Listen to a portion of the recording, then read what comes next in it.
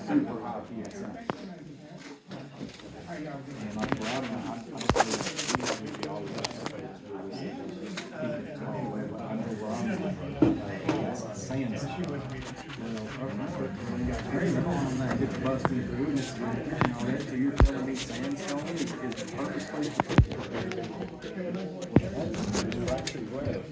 So what they gambled on, since 2008.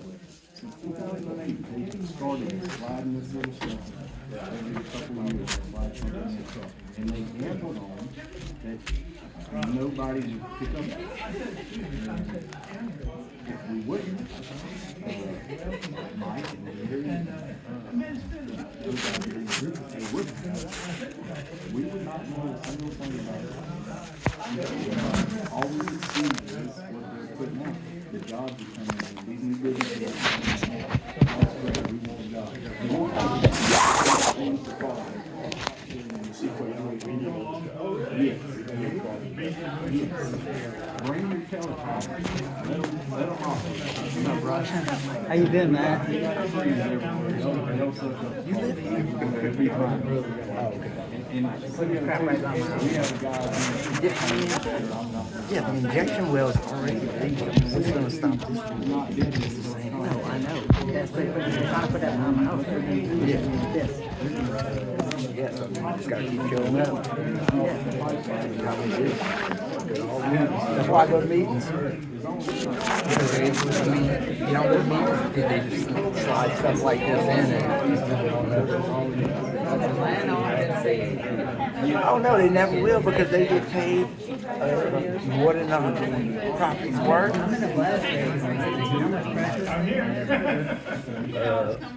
Yeah, no. I mean, I just know the whole process is gonna be dangerous, whatever the plan was doing.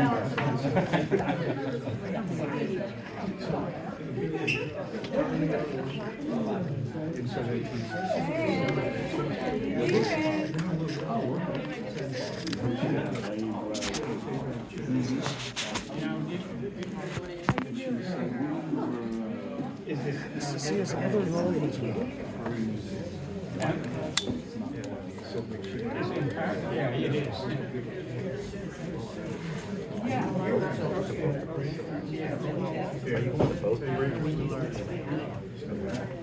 So she ran. I went into the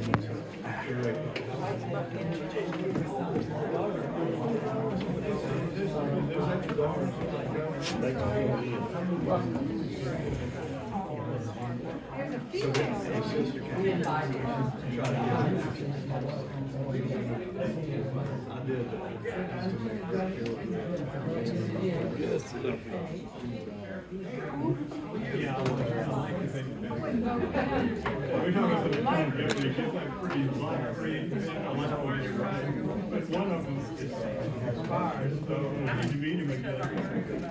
It's out of ink.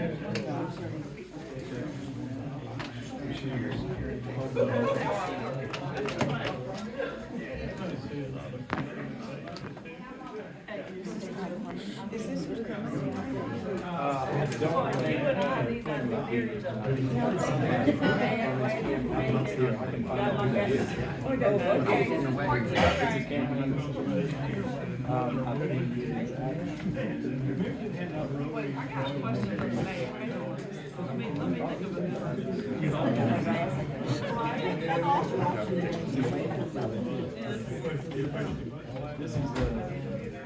This is important to a lot of people. You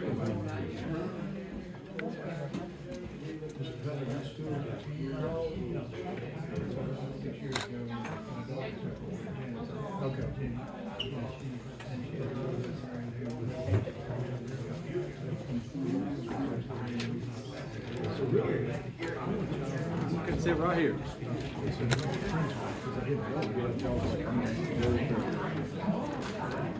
Man, you can have this seat.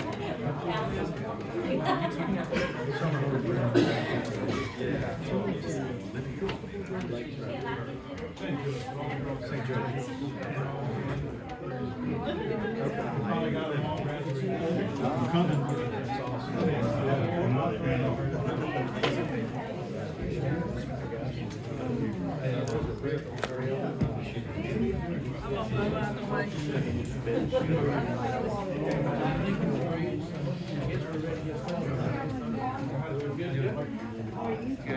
thank y'all.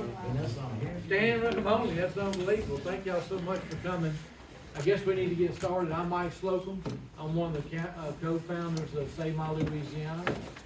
And before we get started with that, we got a couple of things I want to do. And, if y'all don't mind, I would like to have Melody say a prayer real quick to get started, and we'd like to do the pledge of allegiance, if y'all don't mind. No? Now you have the prayer. Heavenly Father God, I thank you so much for allowing us this time that we can come together and just share our thoughts and our ideas, our concerns, and just love on a community, God, and love one another, God, as you have called us to do. God, I ask you to use this time, use our voices, God, that it won't be of us, but of your will, God. And I just ask you to keep everybody safe in their travels. Bless those that are trying to get here and for some reason or other through traffic have been delayed.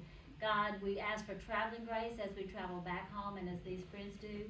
Be with our meeting that it might be received in the right manner as we are giving it. For it's these things I ask in Christ Jesus' name. Amen. Amen. Y'all want to try to get some more chairs in here? We're good.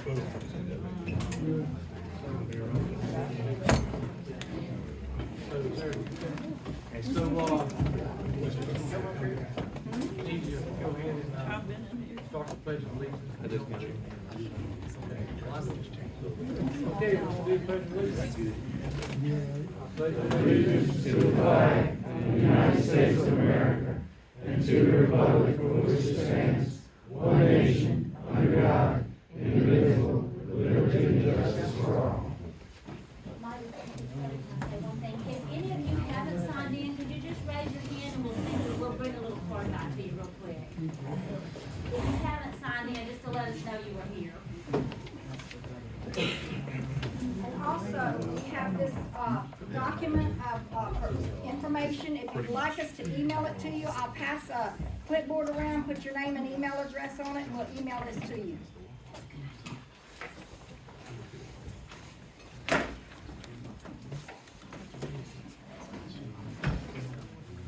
Unfortunately, we have 2 or 3 people that stuck behind a wreck. I'm not sure exactly where that wreck is. I know that Dr. Fleming is stuck also in that wreck. I hope somebody didn't get hurt, but we're going to give them a few minutes. One of our scientists, Mike Nichols, is also stuck in the wreck as well. So, y'all about ready to go? Are they on I-10? I don't know where they're at. Oh, really? Yeah. Where was I? I was right in through when I saw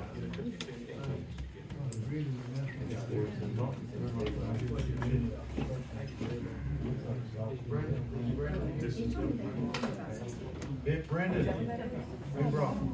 He's here. I think you're probably waiting outside on Dr. Fleming. Because I wanted Dr. Fleming, I know he wants to. Let me, It's okay, they understand.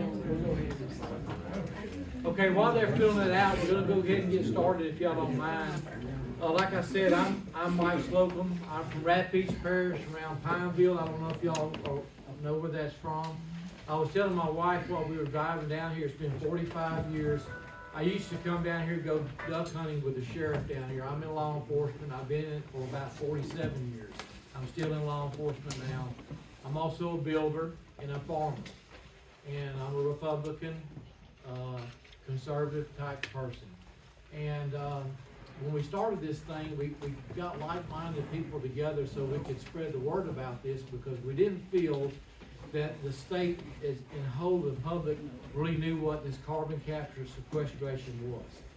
I heard about it. I heard about the new green scam constantly from Donald Trump when he was running. I didn't really know that we were going to be right in the middle of it. Probably hey,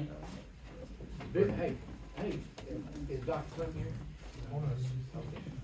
I didn't know that we were going to be right in the middle of it. I didn't know that Louisiana was going to be the hub of the carbon capture for the United States. I really didn't know who was involved in any of all this stuff, because I really didn't know anything about it. So when I found out about it, I called my state representative, Mike Johnson. Is there anybody that's a legislator here? Well, anyway, Mike is our state representative. And I asked him about it, and he said, well, it's got to do with carbon, greenhouse gases, and all that. And he said, I think it's a pretty good deal. But when he told me about it, and I got into it, I said, I don't think that's a really good deal. I said, I don't like it at all. I said, it makes no sense. And then he started talking to me about a 45Q tax credit. And I started learning about that a little bit, and I reached out to some people that's been involved in that, and I'm thinking like, I don't like it. And so we started our group to educate ourselves, and then we started educating other parishes, and now we're doing a pretty good job. We're in about 19 parishes. So at this time, before we get started with Dr. Fleming, I'm going to ask Mr. Berry. And I think he wants to say a few words, and then we'll get into our program. All right. I'm Barry Huggins. Excuse me, Barry Huggins. I'm a chemical engineer. I have my own company in Fort Allen. We make driven fluid additives, done business with the oil field my whole life, been in this for 50 years. I'm also a recovering politician. Unfortunately, there's no 12-step program. I served 8 years on the parish council, and as Jason well knows, served 8 years on the Capital City Groundwater Conservation Commission, 2.5 years of that as chairman. And I'm used to getting beat up by people when I would go testify at the state capitol about our groundwater issues. General Honore and Denise Marcel have left a few bruises on me, but I'm still here, none the worse for wear, and I'm personal friends with them. We just don't agree. And unfortunately, that seems to be the situation with this carbon capture thing. There are good people on both sides. Now, the last guy that said that got excoriated in the press. So, if you'll remember the thing in Virginia when President Trump said there are good people on both sides, and it got totally mischaracterized. So, I guess that happened to me. But I got into this because a friend of mine that who is with Kiwanis Club asked me if I could put a presentation about this and make a presentation to the Kiwanis Club for him. And I got into it kind of pretty much ambivalent. I was pretty neutral. Let's just take a look at what this thing is. And unfortunately, the longer and deeper that I dug into this, I realized that this is a scam on the scale that would make Bernie Madoff blush. A friend of mine asked me today, he said, can you address 3 questions for me? And I said, yeah. He said, because these are 3 that we need answers to. He said, is this going to do anything for the environment?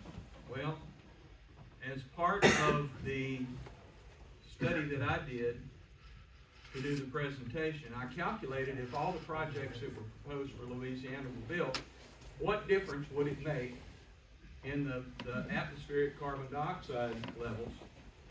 And I came up with 2 parts per billion. Okay? Billion. You'd have to have very sophisticated instrumentation to find it. The next question he asked was, is this any product? Does it do anything? No, there are no products. It produces no product that anybody wants to buy. There are people who are working on using carbon dioxide as a feedstock to make different products. One guy has published a paper that I read that says that they're in the process of commercializing a process to use carbon dioxide to make cellulose, which would be paper. Now, I want you to think about it. If he's able to do that, that changes the whole world because all the paper mills go away. And what people don't realize is that there are a lot of chemicals that come out of the paper mills that we use every day that we don't even think about. And that'll open up a whole other thing for people to come up with replacements. So no, there's no commercial product for this. And the third thing he said was, could it harm anybody? Well, We know about the spill and the pipeline breach in Sartoria, Mississippi. As another friend of mine said, you know, I was at a presentation where some pipeline guys came and said, we will train your people to deal with an emergency. Well, if they can't harm you, why they need to train you to deal with anything?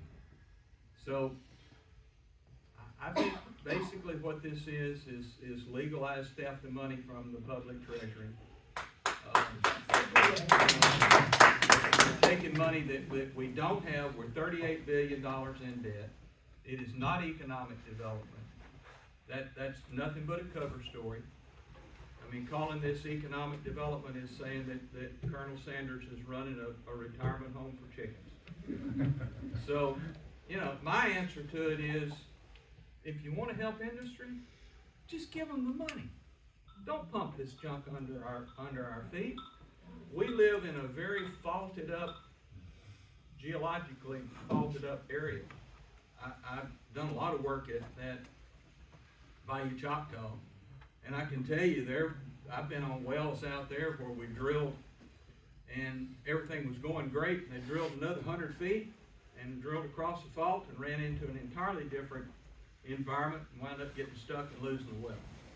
So it's not a real great place geologically to try to do something like this. In Baton Rouge, we're fighting saltwater intrusion into the groundwater.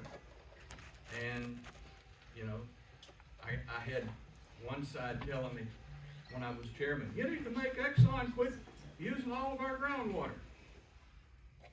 Well, okay. They were there since 1900-something. I mean, I think that's a good thing. Let's go out there and just lock all the wells, and then they'll sue us for a taking, and we can break the public budget by having to buy their refinery. I don't think we want to do that. You know, we still need gasoline. So I'm definitely not anti-industry. But we do have a problem with that, and if the salt water can come across the fault and pollute the drinking water, then this stuff can certainly come across the fault.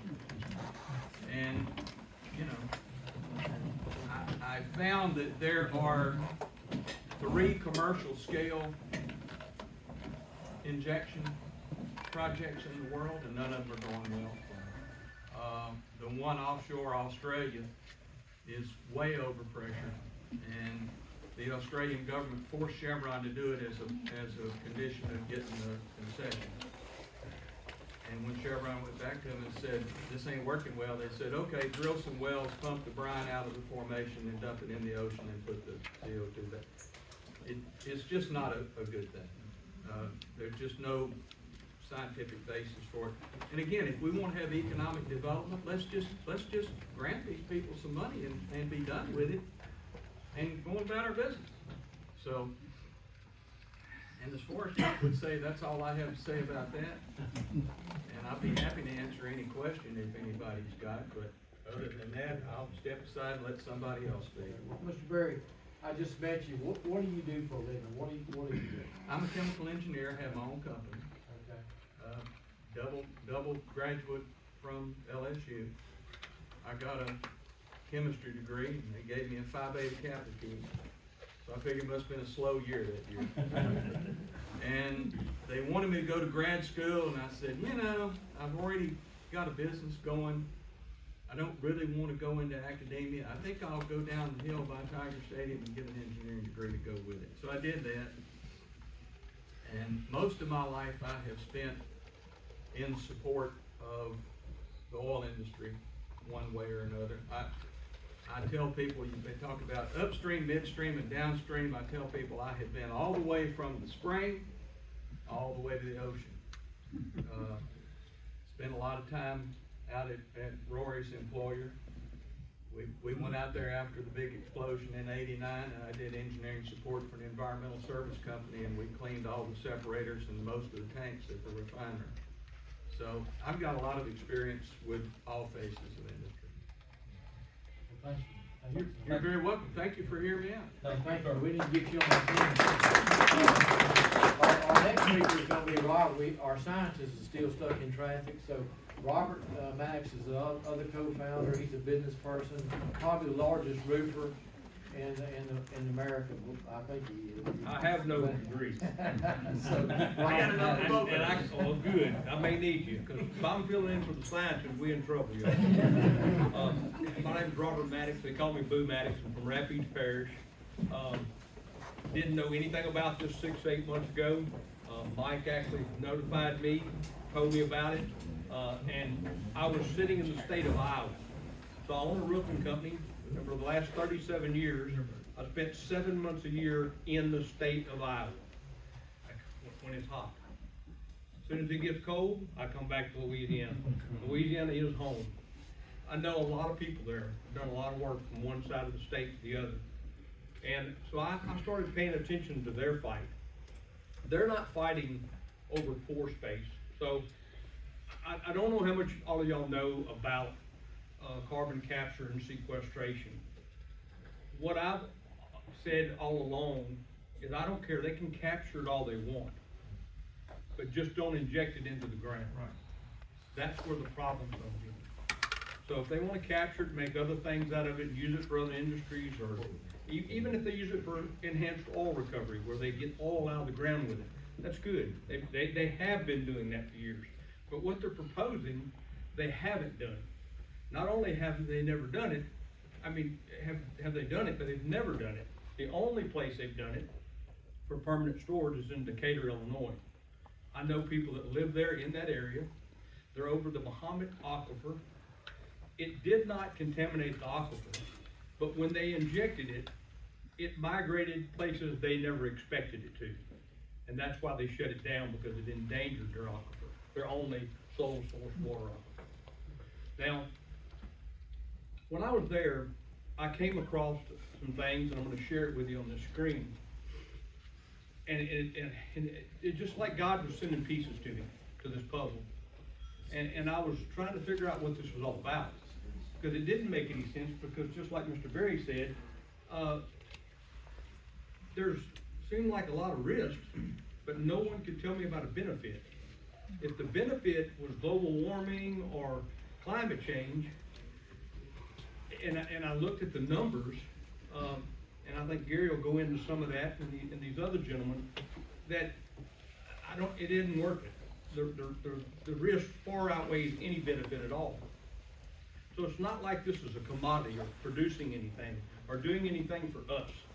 It's going to do everything for industry. And really, it's totally about 45Q tax credits. And without 45Q tax credits, none of these businesses would want to come. They're only coming here because we've agreed to give them subsidy. We've agreed to give them our tax dollars in order to fund their business, that they can produce products that they can sell to the European market for more money. And that's what it's about. It's about money. It's about industry and money. So, but it ain't money that's coming to us that I can see.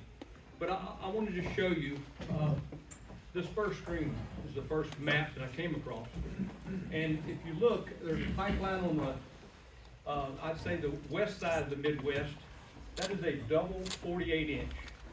On the right side, and this is from Princeton, the right side is a triple 48.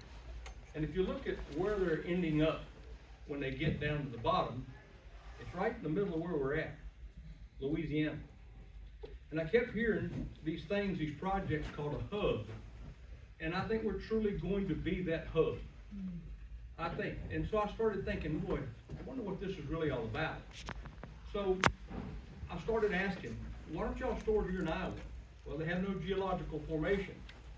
And now the difference, I want to explain something. Y'all know surface rights and you know mineral rights. But the pore space where they inject this is below the aquifer and below the cap rock. So let's just say 3,000 to 7,000 feet. And this porous rock they injected into belongs to us. If you own your surface rights, it doesn't matter if you own your mineral rights or not. If you own your surface rights, you own your pore space. It is yours. So, What is that again? pore space. Pore? P-O-R-E, pore space.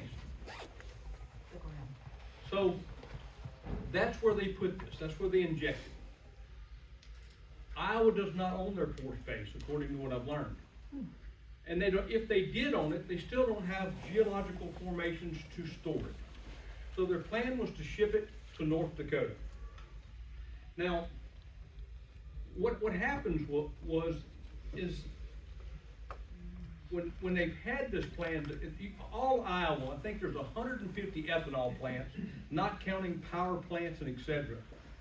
If they catch the CO2, they get the 45Q tax credits. So if they can catch, let's just say, 1 million metric tons of CO2 annually, multiply that times $85, because that's what the 45Q tax credit is, $85 per metric ton. It don't take long to figure that math and come up with 85 million. So, and that's just for catching 1 million metric tons. They were gonna pipeline it to North Dakota, but South Dakota fought, and they outlawed eminent domain. In the process, they found the real solution, not just lawsuit, but they flipped 14 seats in their legislators, and their governor stood with them. And they stopped eminent domain, and they blocked that pipeline to make it to North Dakota. North Dakota, I'm gonna skip through this a little bit. This is a map. The gold dots are places to capture carbon. If you look in the Midwest there at Iowa, right in the center where that blob of orange dots are, there is no red dots with an orange dot in the middle. The red dots with the orange in the middle are sequestration Class 6 wells where they're gonna inject it. So there is nowhere, you look, there's very little in Nebraska, just way, it's almost into Colorado and Wyoming. There's none in Minnesota, Wisconsin, South Dakota. So these people all faltered, or either they don't have formation. So the pipeline, the blue dots, was headed to North Dakota, and they got blocked. North Dakota has a capacity, geological formation storage capacity, of 252 billion metric tons. Okay, that's a big number, 252 billion. So I thought, well, that's a lot. And I said, well, what would be their second choice? Wyoming has 700 million. What they can store. Now these are approximate numbers. This is just what I've studied and learned.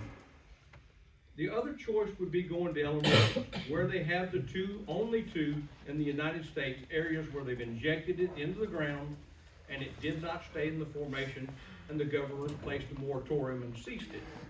So they couldn't go there, but they do have the capacity of storing, it says, between 20 and 120 million metric tons. Billion tons, excuse me. 20 and 120. So they couldn't go to Illinois. So then I thought, well, there's pipelines. Why are they bringing it to Louisiana? So I started doing some studying on each state. And I come to find out that Louisiana has geological formations suitable to store 40% of the lower 48's CO2 emissions. We are going to be the dump. Now, we couldn't be the dump if it was up to us, because we wouldn't allow them to use our pore space we own.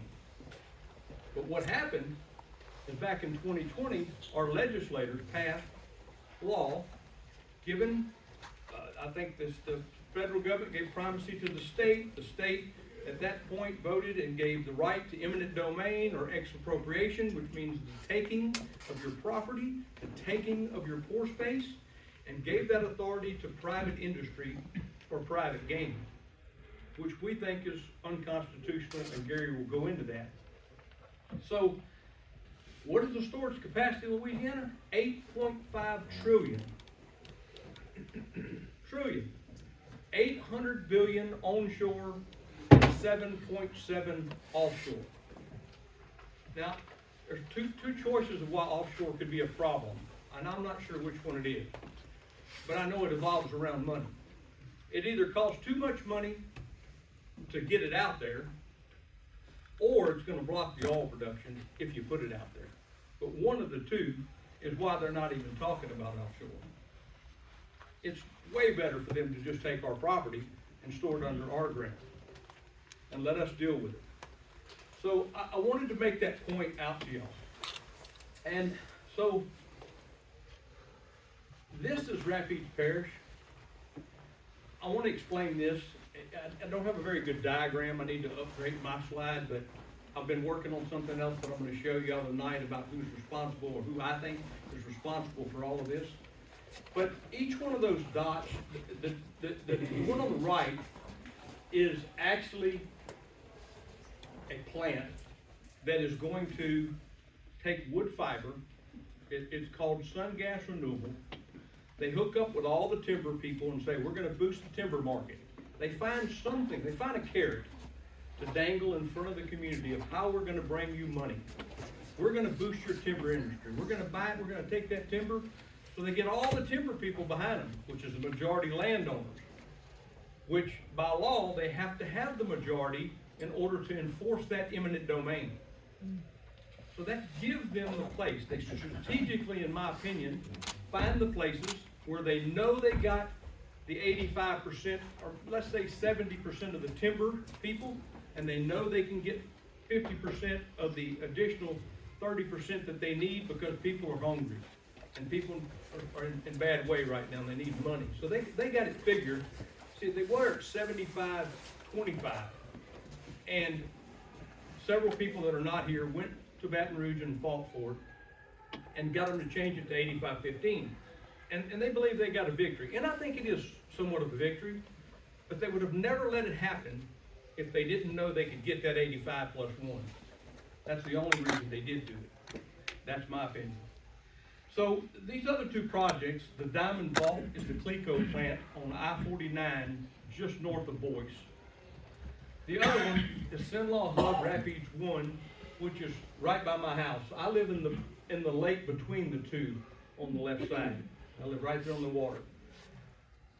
Each one of those projects have 6 Class 6 well permits. And it's my understanding that each one of those Class 6 wells could hold up to 10 million metric tons each. So if they were to inject everything they could inject into one of these projects, it could make a plume. The plume is when they inject it into the ground, into these 6 wells. The 6 wells will surround it. They won't be right at that project. They will surround that test well. That dot's a test well. They'll surround that test well. They'll inject it in the ground. And in the ground, it'll migrate. It'll make a plume. So it's kind of like a unit with oil. When they're pooling oil and you got 10 people in the pool and they establish the unit and everybody that's in the unit gets part of the money. Well, that's kind of how they work this. But they don't know where it's going to go. That's exactly what happened up in Illinois. In Illinois, I had looked it up yesterday. In one of the wells, they injected 990,000 metric tons. The other one was about 2.5 million. These wells, first rattle out of the box, not knowing what we're doing, thinking they're experts because they got these simulated models, they're going to come in and put 10 million in one of the wells? 4 times more than they ever put in a well that doesn't work now? And they're not going to just do that once. If they put 10 million in one of those wells, they're going to do it annually. So the industry over on the right that they claim is going to bring the timber business. Let's just say that industry produced 2 million metric tons of CO2 a year, and they pipelined it over to the Sinlaw Hub. That would be 20% of what one of the wells could hold. So what is their plans to do with the other, 58 million tons? Where's this CO2 coming from? Why do you need 6 wells? I've done a little more research. The Haynesville Shale. Are y'all familiar with that? The what? Up in Caddo, Haynesville Shale. Shale. It's a natural gas. Shale. Yes. Don't make me spell it. S-H-A-L-E. Okay, so the Haynesville Shale, They're going to pump the natural gas out. They're going to separate the CO2 from the natural gas. That is going to increase the BTUs of the natural gas. It's going to make it green friendly, and it's going to allow us to double exports to the European market. And they're going to pay more for it. We're going to give them $85 a metric ton for catching the carbon out of the CO2 for them that they're going to sell at an accelerated price to the European market. We're going to pay it. 45Q tax credits is your tax dollars. I don't care how they turn it.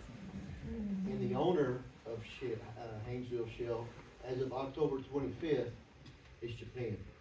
JERA, J-E-R-A, Japanese Energy for a New Era. And the second largest, J-E-R-A. the largest natural gas producer in the Haynesville Shale is in the process of being sold to Mitsubishi. That's right. So it ain't going to Europe. That's a cover. The Japanese have shut down after the Fukushima disaster. They shut down all their nuclear plants. They're not gonna build coal plants. They're building gas-fired electric generating stations. And they're buying natural gas around the world as quickly as they can. So it's not gonna go to these AI plants. It's not gonna go to industry. It's gonna go to Japan. So, y'all, I've stayed up the last 2 nights trying to put something together that I've discovered. And it's 8 minutes. And I'm not gonna show it right now, but I wanna ask that I show it. If you wanna know who I think is behind this, it's gonna blow your mind on a Louisiana level of who is, this isn't just Jeff Landry. This just isn't our legislature. It's way, way bigger than we can ever imagine. And do I believe we can stop it? I absolutely do. But we can't. It's gonna have to be us. It's gonna have to be the people of Louisiana. People have to wake up, they have to get involved. A man told me yesterday, after our police jury in Rapides Parish pulled a quick one on us and didn't pass a resolution, that it's hard to believe that men could know what this is gonna do possibly. Way more potential of having a major disaster because there is no benefit. I don't care how many, I don't know how many industry people are here today. Is any industry people in here? So, I can tell you the risk, but I challenge anybody to tell us the benefit to the people, to the American people. What is the benefit?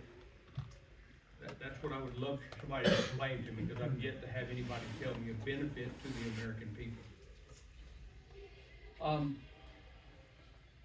That's it for that. I'm going to show you another video in just a little bit. If Mike wasn't driving, I wouldn't have finished it, but I did finish it. It ain't going to be perfect, but I think it's going to give you all a real good example. But what I'd like to do right now, how many of y'all are familiar with Marsha, Mississippi? That seen the video? I've read the story. Would y'all, we're going to give you a little short clip. Before you get started, I see Dr. Fleming got here just a few minutes, and Robert, can we let him speak before we do that? I'm gonna have to charge you. So, you know, I can tell you this, never met this man before in my life, until we got involved in this. I made a phone call to him, he took my phone call, we talked about this situation, and he took the bull by the horn. Yes, he's running for a political office, but so are a lot of other people. I ain't heard anybody else stand up for the people beside him, and he will get my vote. Go ahead, Dr. Fleming. Right, thank you. Well, thanks, and I'll just take a moment just so you know who I am and why I'm here. I'm actually a physician by training. I'm a family doctor, and I got involved in business myself, so I'm familiar with business. I'm familiar with health and health impacts, and this Satarsha story is going to really terrify you. But I ran for Congress. I served 8 years in the House of Representatives, representing the 4th District, which is Caddo Parish, Shreveport, all the way down to Kinder, Louisiana. And then I went and served 4 years in the Trump administration, 2 years Health and Human Services, 1 year leading the Economic Development Administration, and then I spent the last year in the White House for President Trump as his Deputy Chief of Staff. So I've kind of been around the world, and I've always opposed the kind of what they call Green New Deal kind of stuff, where taxpayers pick up the bill while other people play games with this carbon dioxide stuff.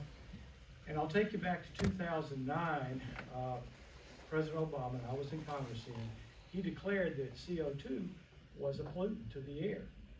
And that went through the EPA, rulemaking was done. Right now, as we speak, President Trump has taken that down. The EPA is removing it. So there is no science, no stable science, that says that there's any problem with the CO2 in the air. It's only a fraction of our air anyway. And there's still a big debate whether it has anything to do with global warming and all those things. Quite frankly, the reason why this is going on is money. It's money and politicians. Our legislature and our two governors, current and past governors, they shooed this thing in. There was hardly any objection to it at all. So as it stands, I'm the only statewide elected official as your state treasurer now who opposes this. And that's sad, because this is not for the people. This is not good. But it's very consistent with everything I believe and have believed for many years. This is bad for Louisiana. It's bad for your health. But the worst part of this, and I'm just going to wrap it up, is that this is confiscation of your land. This is not a democracy. This is not a republic if you can't have land ownership. That was what this country was founded on, and this is taken away.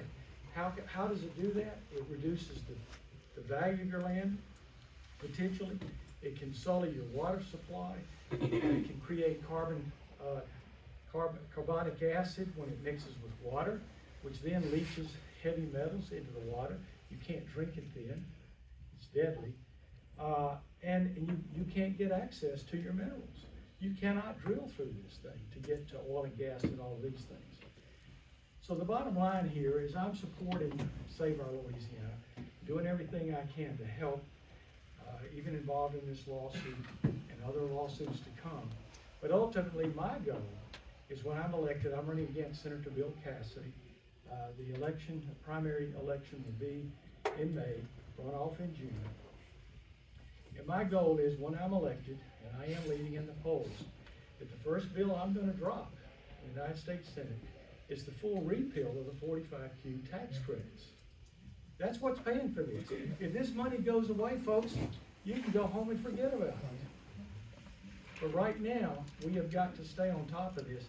And these lawsuits, even if we don't win, they will delay things. And I can tell you, as a businessman myself, you're not going to invest your money. A lot of capital has to be put into this. You're not going to invest it if there's a high risk to you financially.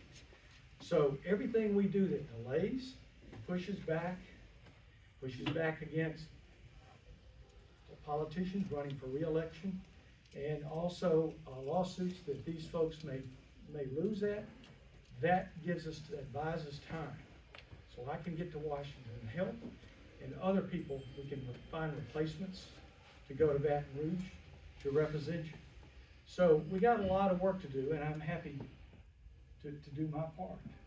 And these gentlemen, they're not getting paid to do this. They're doing a great job for you, I can tell you. Their hearts are in it. My heart is in it. I'm not here for politics. I was running for office before I ever knew about carbon capture. How many people here even knew about carbon capture a year ago? Y'all know about carbon capture? How many knew 6 months ago? You see, this has been going on for the last 5 years. 8 key bills passed through the legislature over 5 years while you slept. Nobody told you about this. And it's probably the most important bills that will affect your lives. So anyway, I'm here to help do anything I can. I'm happy to talk afterwards, and I'll turn things back over to you. Thank you so much. Thank you, I just want to thank y'all, for being here, and I want to thank you for your patience, because there is a lot of information, and none of them are paid. To be honest with you, it starts with 3 or 4 or 5 of us. There's a group that we don't want to forget of people out of Allen Parish and Vernon Parish that went down to Baton Rouge and spent 2 or 3 years down there fighting for this, while me and Mike and Gary against it in Rapides Parish were sleeping, ignoring them. there was news articles that we just didn't care. Well, I don't think we didn't care, we didn't pay attention. We didn't know what it was, had no idea. It wasn't affecting us, so we just kept on with our normal lives. But once we did realize it, I'm 57 years old, I got 5 children and 11 grandkids. And I plan on leaving them something. And you know, so I'd like to leave them a beautiful world to live in. So I'm gonna ask y'all to be patient as we go through this and hang with us, because there is a lot of information. I'm long-winded. I'd really like to shoot, I stayed up till 7 o'clock this morning, slept four hours before I got here. And on the way here, I finished it. And I think it's a very important video to watch. I want y'all to see this at the end. I'm gonna do it at the end, because I wanna leave all these guys a chance to speak. But let's start with the Satar show. I realize the wind is what saved these people. A pipeline carrying carbon dioxide ruptured in Mississippi. The plume of toxic waste forced hundreds to evacuate and sent 50 people to the hospital with dizziness, seizures, some even foaming at the mouth. First responders said it was like a zombie movie. And now, she's running around, and she's shaking, she's kind of drooling out of the mouth. I don't know if she's having a seizure or not. Tell me exactly what had happened. Like, I was driving, and I ran into, like, a lot of fumes, like, there's a lot of noise going on. Because I didn't know if the interview was going to explode. I don't know what's going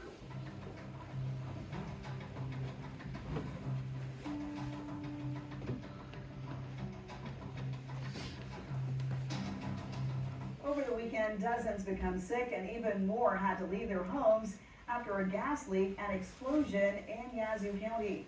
Around 300 residents evacuate their carbon dioxide and hydrogen sulfide that leaked into the air after the incident near Sartarsha. I think the leak happened, or the rupture happened somewhere around 7 o'clock that night. The company didn't call in until somewhere around closer to 8 to say, hey, we've got a CO2 leak. So we didn't know what we had early on. And we had no idea what CO2, which you won't smell, you won't see any of that. We started busting windows, looking inside there. I didn't think they were alive, just from outside the window. You could barely see any respirations. They were all slumped over the seat. All of them had foam coming out of their mouth. And you know, you get to watch them a little closer. They may have been breathing 6 times a minute, 8 times a minute, which is, it's not good. Once we got them out, we got them in ambulances, which was another ordeal in the rural community, getting multiple ambulances there. You know, most communities like that only have one. And once you fill it up, you know, that's it. So we had some more coming from surrounding cities and counties. At that point, the command post said that the weather service had done a plume model to see where this gas went. And based on that plume model, it went through the village, across a river, and into some agricultural fields where it had some sporadic housing. I think we got an additional 8 out of those houses and brought them back to be taken to the hospital. And I think 40 to 50 people were taken to the hospital that night. After the event, we went closer to the site, and everything was ice. The road was ice, the trees were ice, the wildlife was ice. Everything was ice. That's the only way I knew it was some type of CO2, because everything was frozen. It has been 5 days since a major gas leak in Yazoo County sent a whole town fleeing their homes. Well, throughout the week, most have been treated and virtually everyone is back in their homes, but the burden has not gone away. 12 News' Alex Love joins us in studio and explains how these folks are feeling.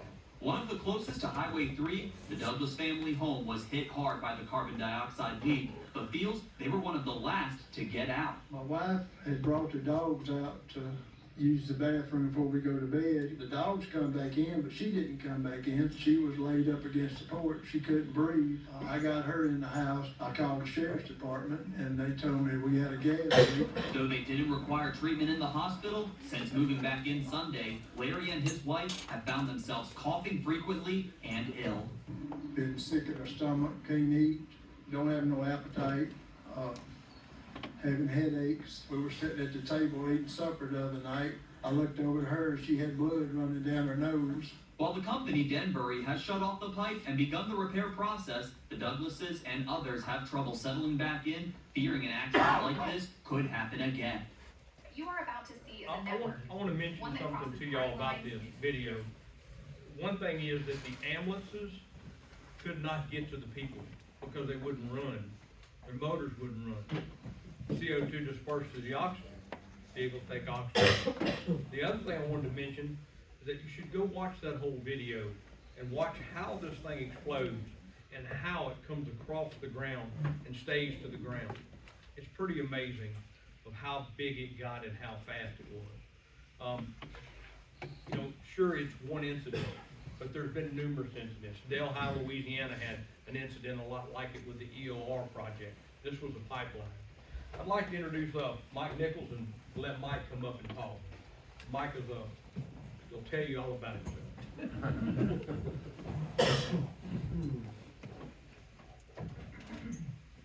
Good evening, everyone. Thank you for taking time out of your day to come and learn about CO2. I've actually was capturing carbon before capturing carbon was cool.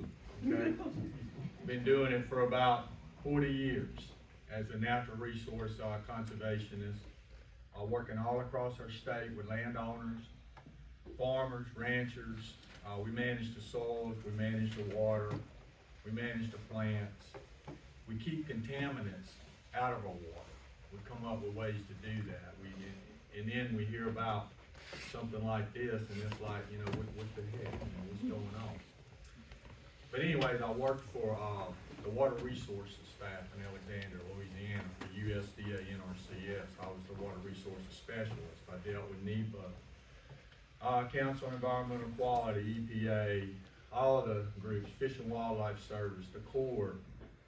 Just finished up as federal project manager down in Lake Pontchartrain, built the LaBranch Marsh Creation Project. I don't know if y'all noticed that activity. We just built 1,500 acres of marsh there, one of the largest marsh creation projects in the state of Louisiana. And it's doing very well. And that was kind of the grand finale for me. I retired after 40 years of service. And now I've got 24/7 focus on this problem that we're dealing with now. And I've been doing this for a long time. And I've dedicated my life to our natural resources. And that's why I'm here tonight, y'all. Don't ever think we can't make a difference, by the way, a small group of people, because we can. I've seen it too many times in my career with the government. We like to stick to the facts. Sometimes, you know, we get emotional and we enter into our emotions into things, but as a scientist, you have to consider both sides of an issue, both sides of a controversy, both sides of the subject. Because if you don't do that, you're biased. And you know, it's just, you're not a good scientist. Science is never settled, by the way. You could have 100 scientists make a finding, and then 2 years later, one scientist can prove them wrong based on scientific evidence. And the reason I'll bear that out to y'all is you're gonna hear that a lot.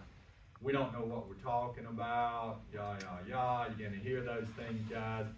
Well, my question to you is, who are you gonna listen to? You're gonna listen to bureaucrats, which I was one for, you know, a long, long time. I've been on both sides of the fence. My family's a blue-collar family, welders, pipe fitters. My first job out of high school was a welder's helper in New Iberia, Louisiana. And so I've been on both sides of the fence.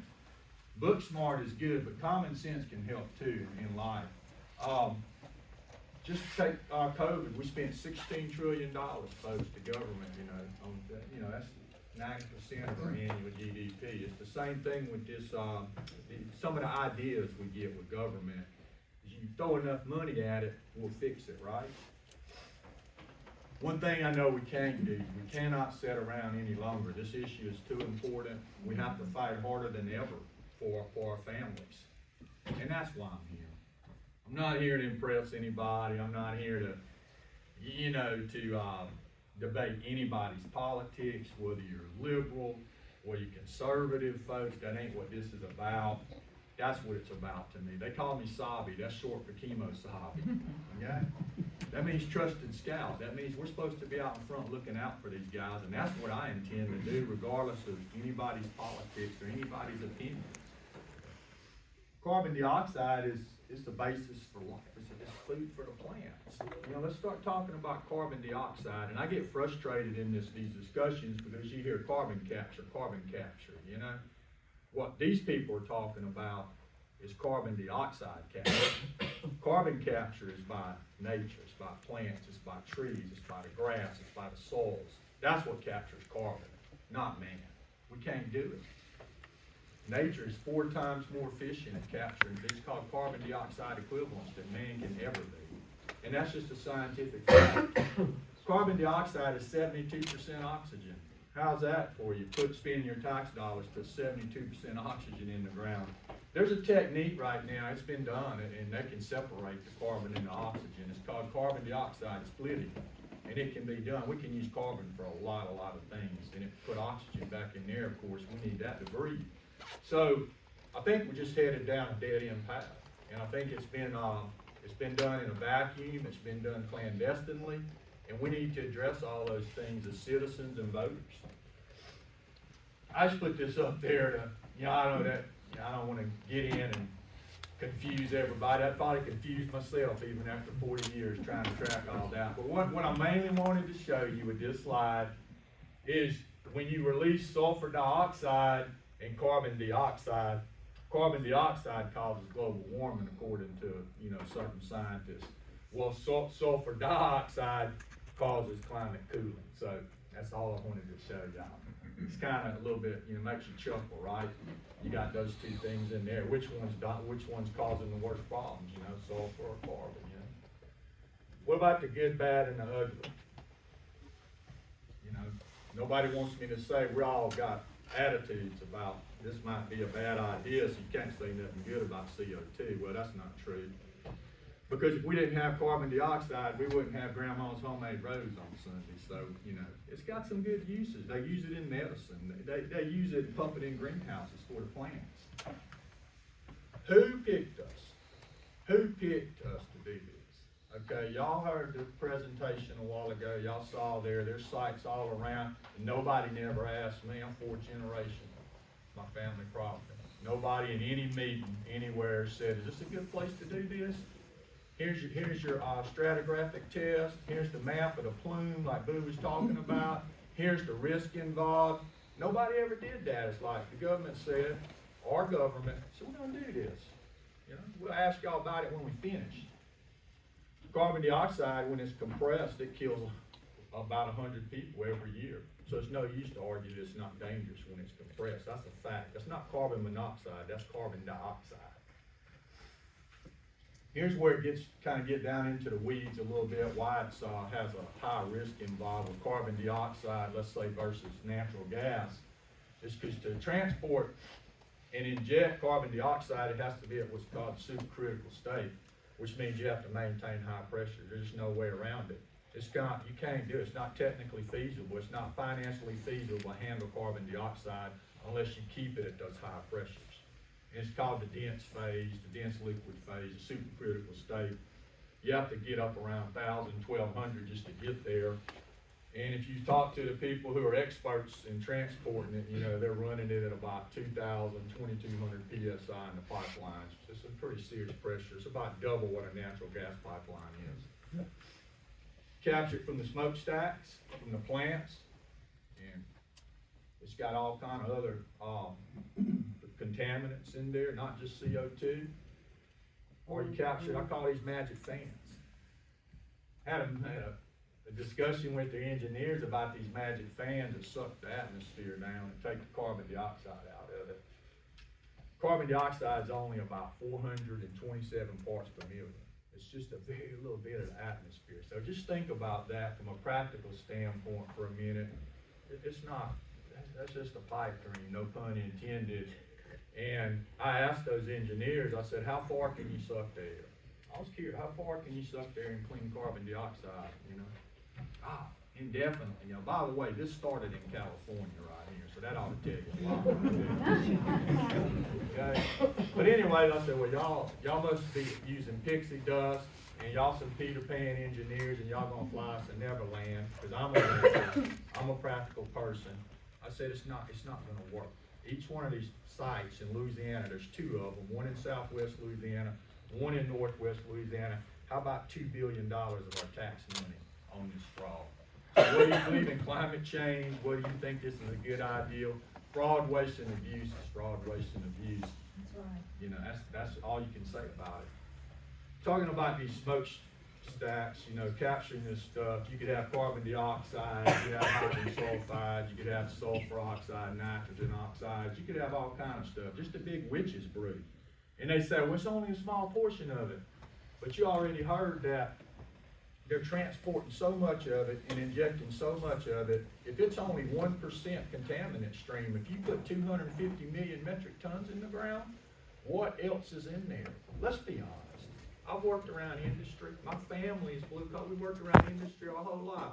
My son is the welding inspector at Lake Charles, the plants. You know where that pipe broke in Mississippi? It broke at the weld. Okay, I'm a welder. I know some real welders that can weld that high pressure pipe. Actually, they're friends of mine. I can't do it. I'm what you call a dirt dog. You know, they would never turn me loose on a high pressure piece of pipe like that. You know, but you get CO2, you get sweet corrosion, hydrogen sulfide, you get sour corrosion. These terms has been around since I was 15 years old in industry. We all know that you have corrosion out there, and they just to control it or manage it, sweet corrosion, CO2, some of those enhanced oil recovery sites like in Mississippi, I know guys who worked there, and they spend millions of dollars trying to control the corrosion. And now they're gonna try to convince us it's not an issue all of a sudden. But it's definitely an issue, there's no doubt about it. Well, here we go. Who picked us? We got all these parishes, more to come. It's like, hey, Louisiana, hey, y'all inject all the CO2, all these parishes. I think there's about 20 parishes targeted already. Mike, let me stop. So we got a new little update. There's 7 more parishes than added today. So 7 more parishes. We just found grants, some other ones. So they will continue to fill up. Go ahead, Mike. I'm sorry. No, you're good. We're talking about enhanced oil recovery because that's what they're using to justify this. We have been doing enhanced oil recovery for a long time. The Permian Basin, Hastings oil field in Texas, a little bit in Mississippi, a little bit in Delhi, Louisiana, and a little bit over around Livingston Parish. But they've had problems with that. They've had wells collapse. They've had blowouts, and it's all well documented. So even with enhanced oil recovery, using a little bit of carbon dioxide, as little as they need to push the oil out. That's the basis or the premise behind enhanced oil recovery.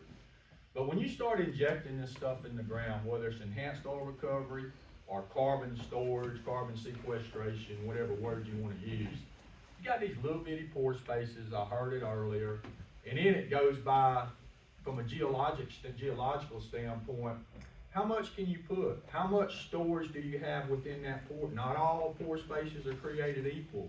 You may only have 30% that you can put. So you already have a little bitty spot to put it, to inject this stuff, and then only 30% of that may be receptive to the CO2.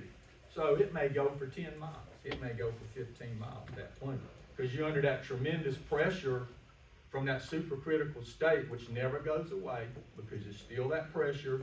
And it's going to go and go and go. And I'll tell you a little bit more about that, how long it can move here in a little while.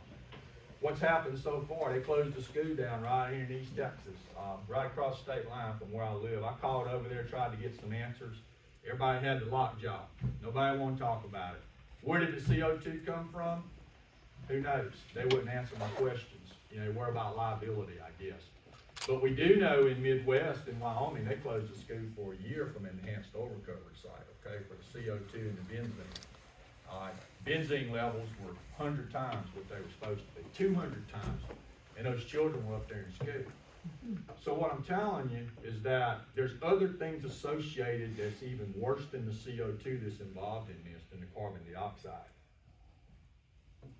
This one hits close to home to me. My daughter-in-law passes there twice a day with those 3 of those grandchildren I was showing y'all. This is in Sulphur, Louisiana. It's right by Highway 27.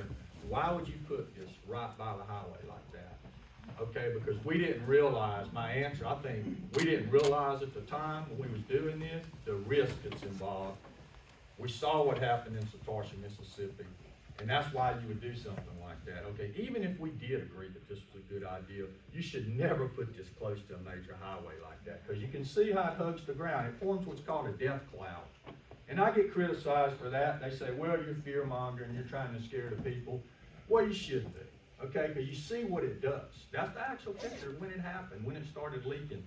The only reason that they knew that was leaking, because, you know, when you're from an area, you kind of know what's going on. You talk to the people. People talk, you know, at the grassroots level. A young lady there, she called her mom close to that site and said, Mom, the cats are acting funny. They're hiding. And it's like I hear a hissing noise or something like that. Where her mom being, you know, more wisdom and all right, she goes, get the kids, get in the car and get out of there. You know, her mom knew right away it was something to do with the pipeline, but she didn't know it was a CO2 pipeline. It took them something like 2 hours to get there. They issued a shelter in place after what happened in Satoshi, Mississippi. The worst thing you could do with a carbon dioxide leak is issue a shelter in place, okay? So those are the kind of things I get emotional about, people, is don't believe that these corporate oligarchs are looking out for us, because they're not. We have to force them to. Because take, for instance, ExxonMobil. He's worth about $45 million a year. You know, he don't care what Mike Nichols from Pickens says. It's irrelevant to him. And I'm not trying to pick on him, but that is the system. That's how it works, folks.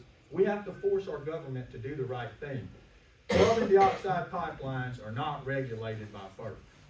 Okay? The reason I know that is because I worked for the federal government for 40 years. They have done everything they can to minimize us putting safety measures in place on these CO2 pipelines, and they've kept it out of FERC's purview, which it needs to be under FERC.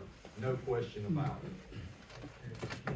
That's the plants and sulfur. That's where my son works. I just want to show you what happens. Anybody that's been around the plants, what's the first thing they teach you in training, safety training, when something like that happens? Look at the flags, right? Look at the orange thing. Go the other way, go into the water. Okay, it's just common sense, some of this stuff.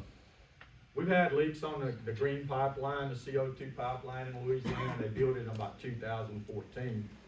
You're going to hear they've been doing this since, you know, forever, 40 years, 50 years, whatever. Well, the problem with that story is they was hauling in tanker trucks, they was hauling on railroad, and they weren't using near as much as they're proposing to do now. We've had numerous leaks. We've had a dozen leaks in that pipeline that we know of, that we've identified, and some of them were significant leaks, but you know who found them? It was the deer hunters and the cattlemen out in the woods, the foresters. They found the leaks and reported them, but we probably wouldn't have known about it.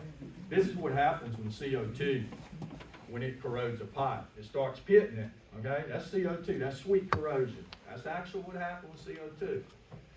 Here's what could happen. And this is the difference in natural gas pipeline and a CO2 pipeline. When that stuff, when you get a pressure drop, it continues to drop, the temperature drops. You saw the ice crystals, it forms dry ice. You saw that in the video, but you can get what's called a running ductile fracture. Now, industry's gonna get up, oh, that never happens, Mark, that's not gonna happen. They're running that CO2 pipeline right now, they're running it about half capacity. Okay, half capacity is what they're running. That's a fact. So now they're going to run it at full capacity, and we're not talking about a 24-inch line. We're talking about 48-inch lines, 54-inch lines. And, you know, just like that discussion I had with y'all a while ago about the money, they're never satisfied. They can't get enough money. They're greedy people. They don't want to put the shut-off valves. It's just something to think about, guys, at a safe distance if something does happen. They fight us on the little things like that, even, believe it or not. Just a simplified look at talking about injecting the CO2 in the ground to push the oil out. The most that I've been able to find at these enhanced oil recovery sites, including the one in Livingston Parish, is 3 or 4 million tons of CO2. And that makes sense because when you flood an oil field, you flood it enough to push the oil out. And then you only use enough carbon dioxide to keep that pressure up to get the oil out. They recover the carbon dioxide and reuse it. So my point is, they're not gonna spend money unless they have to. So they wasn't injecting CO2 out of the goodness of their heart like you're gonna hear, oh, we injected hundreds of, no, you didn't. That's not a true statement. The most I've been able to find that you can even account for, which there's an issue there, and I'm gonna tell you why they're not gonna get up here and talk about it, because the EPA records and the IRS records don't match. Wonder why they won't talk about it. I wouldn't talk about it either if I was them, because who wants to mess with IRS, right? EPA or environment or land, they can get away with a lot, but they don't want to play with IRS, and neither do I. You can see right there what happens. This is their own data from Denver. ExxonMobil owns now. Once you get so far in that field, you only need to put about 10% of the original carbon dioxide. That's all I'm trying to say, is enhanced oil recovery doesn't require a lot of CO2. They want to put hundreds of millions, billions of tons of this stuff in the ground under high pressure. An enhanced oil recovery site, it mixes with the oil. It's not as deep. It's under lower pressure. It's an entirely different process. We never talked about enhanced oil recovery. They didn't do it in the Permian Basin. They do it in the Hastings oil field. They want to build 90,000 miles of CO2 transport pipeline, take up over 500,000 acres of land, and that's not including the access and the temporary workspaces. That's the build out we're talking about. So think about the loss of farmland, the wildlife habitat, the wetlands, our peace and tranquility. They're going to be doing this all around us with this kind of build out. All of us are going to be affected in some way or another, or some member of our family. You can bank on that. This would happen in California. I know that's not a very clear slide, but about 2016 in Aliso Canyon, natural gas storage site, one of the worst leaks in recorded history. They evacuated 10,000 people, okay, not near the pressure that a carbon dioxide site is. Look at where it's going. It's going up in the air. You can see it from satellite, okay? Natural gas storage sites across the United States. We've had numerous leaks and disasters, okay? And now years later, they've been linked to serious health issues, okay? A lot of places across the U.S., you know, Hutchinson, Kansas, Moss Bluff, Texas, we've had major leaks. Okay, Biden and big corporate oil companies schemed against American people. That's a political statement, ain't it? You know, I couldn't put that when I was working for the government. I had to put a disclaimer statement, but that's what happened. John Bell flew to Washington and met with Biden. I know this for a fact. I'm not gossiping. And they schemed all this money up. And now we're having to deal with it, but it kind of disappoints me that our conservative base is going along with this. I don't agree with that. But Montana, South Dakota, Illinois, Louisiana, what's happening across these other states? Why are we different? Why are we just saying, okay, bring it on? Montana, they were gonna do 125,000 acres and about 15 or 16 injection wells, and those ranchers says, no, we're not doing that. They stood up to it. They scaled it back to 2,500 acres and one test well, no class 6 well. Okay, you heard Boo mention about what was going up in South Dakota. They had 80 pending lawsuits against the landowners. Well, they eliminated the problem. They eliminated those politicians who was causing the problem. Okay, they banned eminent domain for CO2 pipelines, which is a very good thing, because now the people, they have negotiation ability with these companies by getting rid of eminent domain. And you can see what they said, the attorney up there representing the landowners said of this company. We all know they have our best interest in mind, right? Their legal plan was, we'll force them into submission because the lawsuits will break them. And that's the truth. I can't fight ExxonMobil. I'm not sure collectively as a state that we could. Boo mentioned up in Illinois. That was the Showcase project. ADM site. It leaked twice. It moved 2,000 feet. Okay, that stuff moved 2,000 feet. Illinois Senate voted 55-0 to ban it from the Muhammad Aquifer. I brought this up to our legislators in Baton Rouge in the spring. I testified, I'm on record. This ain't Illinois, so I know that. But I said, I hate to do it, but I said, I'm gonna have to tell y'all something. I never thought I'd admit that the people in Illinois were smarter than the people from Louisiana, okay, but they are, because they made the right decision. Because this is what can happen, folks. You have to stay on top of this. You know, it's dangerous. Heard about the Haynesville Shale. Lou described what's going on there. We're exporting as much as we're producing. And guess what? We're paying for all that nonsense, the American taxpayers. You know, he's right about it. I've been fooling with the refrigeration process since I was 15. I do that on the side while I'm resting. But I'm intrigued by the refrigeration process and gases and Can I that ask a work. question, Mike, that you brought up the other day? For every 1 metric ton of CO2 they capture, what does it take? Yeah, talking about when you capture CO2 and you think about the energy that you have to use to transport it 50 miles, 60 miles, hundreds of miles to inject it in the ground. We were curious about that and we said, well, that doesn't make sense because you're going to use a lot of energy to do that. That's going to require a lot of energy for that to happen. So we calculated it based on the kilowatt hours because only about 1% of our grid over there in southwest Louisiana is solar. You know, they are talking about building some solar fields, but the reality of it is about 1% or 2% is solar. So it takes, to generate that much power, to push that much carbon dioxide in the ground, you release 1.5 tons of CO2 to put 1 ton in the ground.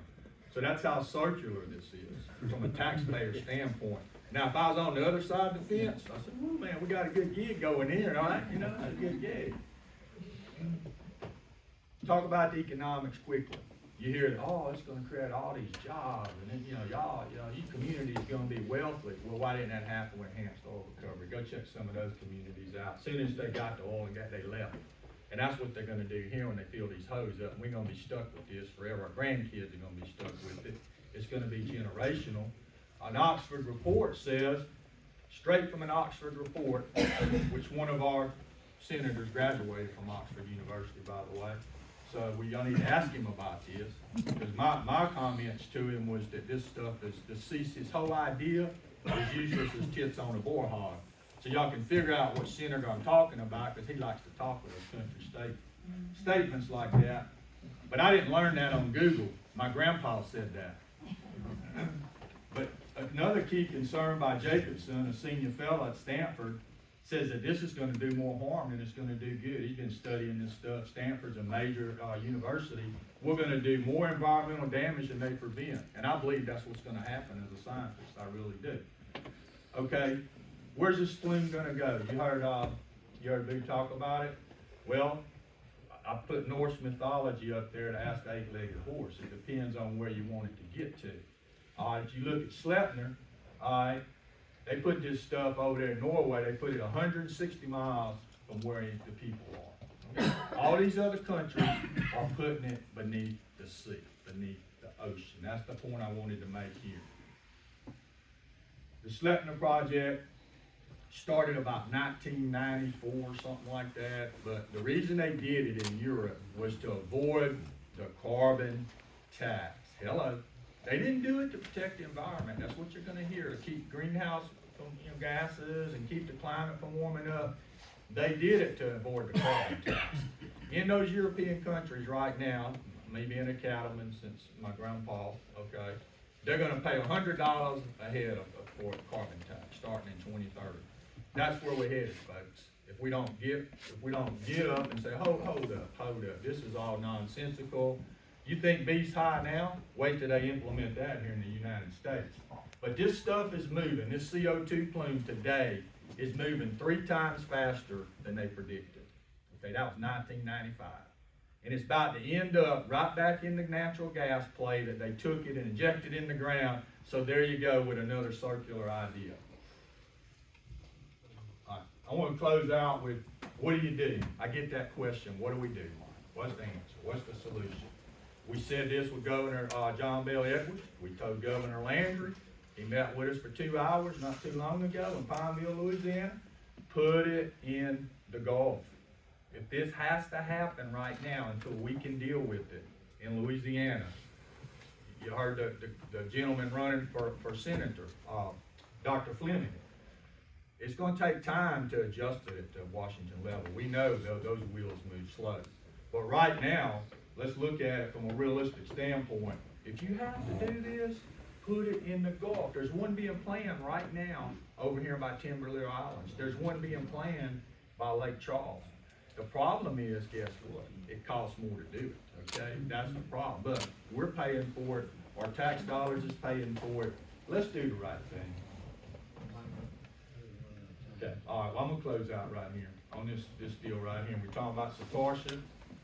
Demand to see the kill zone. That's the model. Demand to see the fallout.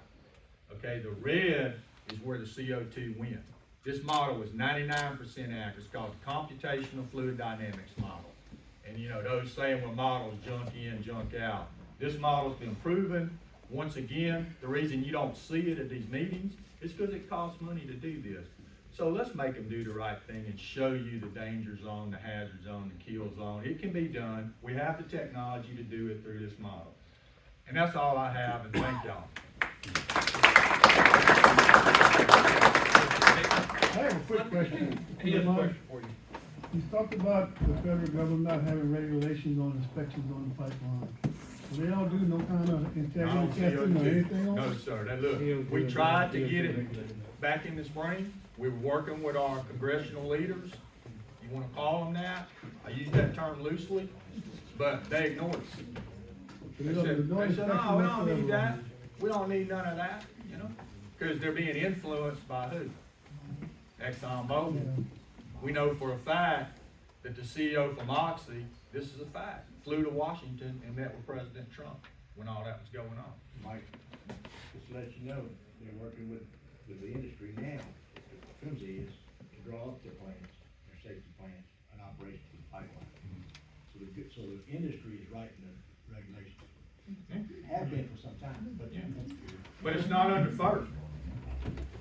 It's not under FERC, that's the problem. Federal Energy Regulatory Commission is where it needs to be. If we do it, y'all see the potential for not doing the right thing. We need to be on top of this, and we need to have strong regulations from the CO2 pipelines. Natural gas pipelines are regulated by FERC. And we know it's a little warm in here, and we have two other presentations that we're not gonna show you. One of them is Brad LeBlanc. Brad LeBlanc's a geologist. He works for Sweet Lake Oil and Gas. They had the opportunity to lease thousands of acres of their land, but they knew it would affect their oil, so they chose not to do it. I can't tell his story, but we're gonna put it on Saved by Louisiana's Facebook, and soon we're gonna have it on our website. But if y'all wanna go to the Facebook, I'll try to get that posted where if you wanna look at the geologist, he has some really great information about there being 421,000 wells throughout Louisiana, either orphaned or active, and the integrity of the concrete, and them being all potential leaks. That's pretty scary. So there's a lot of good information with him. There's another gentleman by the name of John West that we were gonna show you a presentation that we're not gonna show you. We're gonna put on Facebook. He specializes in the permitting, in the plumes, in the projects, where they're at. So he's got a lot of good information we'll put on there also. But anyway, I think the nuts. Let me stop you for a second. We're gonna hear y'all's questions, and I know y'all are really packed, and we're over our time. But if y'all just hang with us a minute, because we want some, you know, is there any more questions for Mike real quick? I'll be around. I'm not going Okay, maybe anywhere. Ann. I'll be around. Yeah, so we're gonna stay, we get home at midnight, it doesn't matter. We came here in the hopes of educating as many people as we can. This thing started out with just Mike and a few. Mike has been on the battlefield from the beginning. And him and a guy by the name of Roland Hollins, who works for the oil and gas industry. These people started with nothing. And you know, Mike calls me. I see Gary at a meeting that they had, that industry had, and meet Gary because he asked a question. I could tell he's smart, and God just keeps giving us more and more people that bring something to the table, and we built a pretty good organization.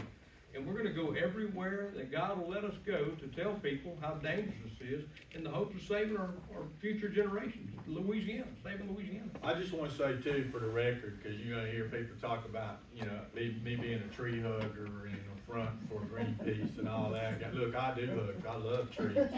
All right, but I got 3 natural gas pipelines on my family property. Okay, so when you hear all that nonsense, that's what it is. It's nonsense. We're all CO2 pro-industry. pipelines are dangerous. We're all pro-industry, we're all pro-pipeline, we're just not for putting something in the ground that gives us a potential risk, a very high risk and no benefit. So, I think that the main thing that I think a lot of y'all wanna hear is you wanna hear about our lawsuit. So Gary's gonna tell you about what we're trying to do to stop it. And I wanna tell you, I think there's two things that has to be done. I think not only do we have to take them to the courtroom, but we have to get loud. I don't mean mean and angry. I mean, we have to voice our concerns, and we need to let Donald Trump hear our voice. That the people of Louisiana don't want this. We need to let our legislators hear our voice. We need to let the governor hear. That they go from one place, do you know what they tell us? Y'all want it. Oh, they want it down there. How many times have we heard that, Mike?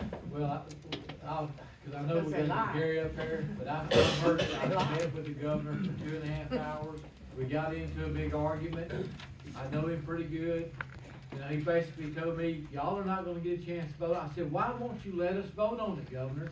Please let us vote. No, you're not gonna get to vote on it. You know, so we get this big argument, you know, so we have a big problem with this, and Gary's gonna go into what's happening with eminent domain and what's going on with eminent domain. But the governor is 100% neck deep in this. And I supported him. I gave him money, and I carried him around in politics for him. And I can't believe that I'm having to fight the person that I helped put in office. And most of these legislatures I helped put in office, that they all done this to us. You know, here we are having to go back, and I'm gonna be quiet, because I've been trying to hold everybody down, so I'm gonna shut up. Go ahead, Gary. We try to compress it, but there's so much. It's so much. Well, we could be here for hours, I tell you, with the information that we have, but I don't wanna be here. Honestly, I don't wanna be doing this. I don't wanna be in front of you. I wanna be at home with my grandkids. I have 7 beautiful grandkids, 5 children, but I choose to be here. I'm not paid. I am Joe Citizen from Forestville, Louisiana. Like Rob said, when I found out about this 6 months ago, LSU had their cheerleading squad. That's what I call them. They're scientists. They're experts coming around the state. And one of our police jurymen brought them in to Alexandria at Pineville, at Pineville High School. So I started looking at what carbon capture and sequestration was, because I started seeing it on social media. I'm retired, 23 years from the Air Force. My family has been in the nursery business for over 45 years. So we know a little bit about carbon. We're probably one of the largest carbon scrubbers you can get, nurseries. But what concerned me was our aquifer. Not so much as you guys over here in Plaquemine, but no. Well, that's pretty close. We're right up on it. But that yellow you see there, that's the Chico aquifer. That provides water for over 48% of Louisiana. That's what concerned me as a farmer, as a nursery owner. They contaminate that aquifer. There's no guarantee that they won't. They contaminate that aquifer. What's left? Where are we going to go? What are we going to do? That's why I got involved. And so I don't know what these guys really saw in me to ask me to come and join their organization, but I'm glad I took the step, because 6 months ago I was exactly where you were, sitting in the audience, listening to these cheerleaders telling me how good carbon dioxide was when you open up a can of Coke, or watch the LSU football players run on the field through CO2 smoke. It's harmless. Okay, fine. But why do you want to put it in the ground? Why do we have to put CO2 in the ground permanently? So I started looking at what happens. How does it contaminate? Like it's been said, it turns into carbonic acid when it mixes with water. There's no guarantee that it's not going to leak. We have over 400,000 wells, legacy wells, that's either active or inactive. We don't know where this stuff's going to go. I don't care what science tells us. It's going to migrate north. It will find a fault. It will get in our aquifer. That's why I got concerned. So as Joe Citizen, I wanted to start educating my neighborhood, my community in Forestville, which has led me to this journey that I'm on right now. which is why I chose to come here. So how does this affect Plaquemines? Have you thought about it? How does it affect Plaquemines? I know how it affects Forest Hill, where I'm from, but how does it affect you? Well, just across the river, or no, this side of the river, but in Ascension Parish, they're trying to take 17,000 acres to put blue carbon steel in the Hyundai, blue ammonia in the Hyundai steel plant. That's what Marpos, the residents over in Livingston, are up in arms over, because they're going to run CO2 transport lines all the way through Marpos, and they want to put 6 wells under Lake Marpos. They want to put that stuff under Lake Marpos, and the community's up in arms. So we're here to tell you, industry's coming, just like it did the Rapides Parish. It is coming. It's just a matter of time. And this is where I get so angry, what our politicians did.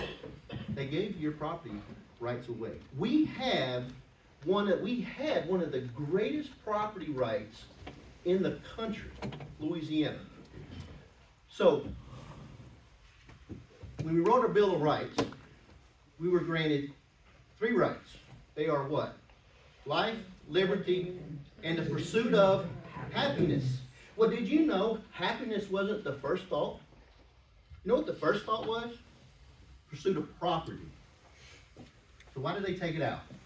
Because the southern colonies had slaves. And they didn't want to attach property to slave owners. So they removed the property aspect of that and they put in happiness. So after the Kelo, if you look this up, after the Kelo ruling, this is Kelo versus Newark in New Jersey, where the city wanted to take and expropriate through eminent domain some property so they can build apartments to get better revenue on the tax base, because what was there that the people owned, they weren't getting that much money. They eminent domain them. They took their land, private citizens' lands, to build what they wanted so they can get more revenue. Well, guess what? In that state, they can do it. And the Supreme Court says, well, that's a state issue. Let it stand. You can look it up. It's Kelo versus Newark. And we have 2 very good legislators at that time, and an attorney, Paul Hurd, you know him, Woody Jenkins. In 2006, they said, whoa, let's put the brakes on. We're going to strengthen Louisiana's property rights. We're going to strengthen it up to the point to where we have the most stringent property rights in the country. You have rights to your surface, your subsurface. No one can take it away except for limited eminent domain for public purpose. And that is what? Schools, railroad, utilities, those type of things. Well, we get to the year 2020. John Bell Edwards gets with the Biden administration because CO2 has become, carbon dioxide has become the boogeyman. It's the boogeyman of the world. It's going to warm everything up. We're all going to die. When I was a kid back in the 70s, we were going to freeze to death. We should all be wearing parkas and living in igloos right now. That's what they told us. But now, we're all going to just burn up because of carbon dioxide, which makes up 0.4% of our atmosphere. And man's contribution to that is only 10%, so that's 0.004. So what did they do? They took 2 sides of the same coin fighting each other. You have those who are pushing the Green New Deal, the Climate Paris Accord, and industry. Industry says, fossil fuel, fossil fuel, fossil fuel. This guy's over here saying, no fossil fuel, no fossil, you're killing us. All right, yeah, you're right. So we're going to turn it into the boogeyman. Guess what we're going to do? We're going to get rid of it. We're going to scrub it from our industries, our smokestacks. Where we're going to put it? Oh, this thing. Oh, right there. We're going to put it in the ground. Why? When I asked Dr. Greg Upton, why do you have to put it there? Can we take it out if we put it there? Oh, no, you can't take it out. Well, why can't you take it out? Because it's monetized. See, it's reversed. So for years, we've been taking hydrocarbons out of the ground and assigning a dollar figure to it. We put it on the global market. We all make money from it. Carbon's a little different. It's the boogeyman. It's what everybody's scared of. All right, so how can we make this group happy and we can make a ton of money on it? And George W. Bush said, hey, let's do the 45Q. This goes all the way back to him. And every president since has doubled down on it to the point to where now it's $85 per metric ton. So why am I here again telling you all this? And I know I'm repeating what they've said, but it is very important that you understand that the reason why they chose Louisiana is because they think we're rural and industry's already here. I'm talking about where we're at. We're rural. Why are they putting all the injection wells over here? Because we're rural. You can't fight it. Poor parishes. But now they're coming here. They will come here. So. It's already here. It's here. Five wells. 5 wells. Now. I think it's 6, Mike. It's 6. I think it's 6. Yeah. 6 wells. So, you understand, we own our pore space. If you have oil and gas, they're going to be stranded. Like we said, you pump CO2 in the ground, there's no oil industry gonna come and punch through that thing to pull any of your mineral rights out, or your oil and gas out. So your mineral rights are stranded. But more importantly, I own it, and you can't take it. And in 2020, our state legislators wrote, all of them, Susan Hyatt, Sharon Hewitt, why did I get that? Sharon Hewitt was the author of Senate Bill 553, which turned into Act 61. That it not only did it gave authority, I should say, to industry to take your property, your subsurface property, to domestic industry, but to foreign industry. So foreign corporations can now move in, set up shop, and through eminent domain, take your property from you. How do they do that? Because the big landowners, the 85% of the landowners, the farmers, that's all they need to get. But this other 15%, especially where we're at, with the wood industry, and where we're at, 15%, they can take it pretty quickly. And now we're stuck with carbon dioxide under our ground forever. And guess what else they did over that? So when politicians tell you, hey, we messed up in 2020, we didn't know what we were doing, we didn't read the bill. Can you believe I've had politicians face me eye to eye and say, I'm sorry, I did not read the bill. Well, excuse me, you shouldn't be down there. I don't get your apologies. Okay, we can forgive you. I'm a Christian, yes, we move on, but you don't need to be in that position. If you can't read the bill, and to give away the most fundamental right we have, and that's the property, and they gave that away. And it's up to us to take it back. So over the next 5 years, over these 5 from 20 to now, they strengthened it with over 7 other bills, to the point to where oh, I didn't know that. Wait for me, I get on the road. But anyhow, so what I'm saying is we had to submit. Can we have 30 minutes? We had, so let me just cut short. All right. Save My Louisiana filed lawsuit in the 19th Judicial Court. We did that 2 weeks ago.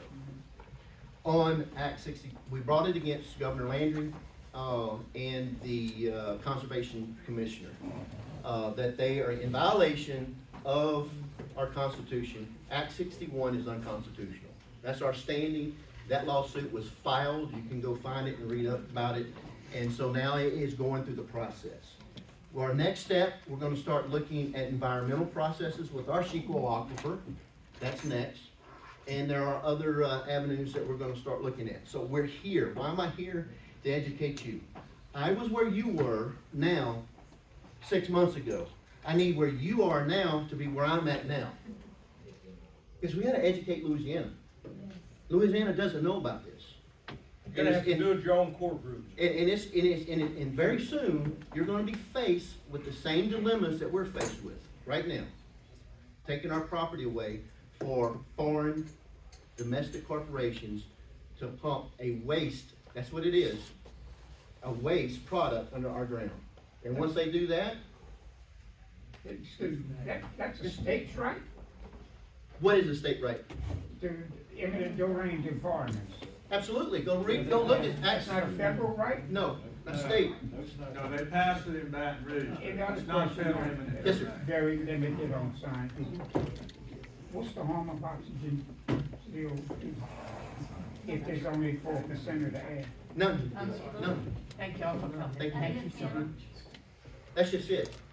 Everybody take a deep breath, exhale. You just exhale carbon dioxide. We're breathing. There's no harm.